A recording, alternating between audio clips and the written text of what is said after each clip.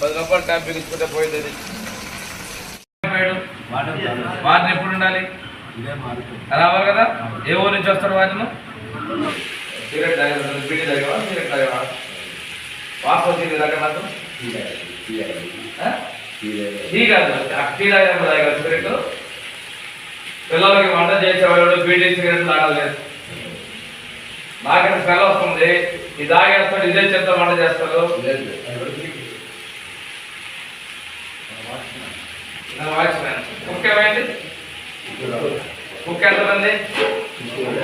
ఒకళ్ళు ఆడ మగ? ఏ ఊరు? కాపురం ఒంగోలు. బాయ్ మీ వంట మంచి రోజు వస్తారా? అదేం కూడా రాదు కదా. అదే మీ ట్రైనింగ్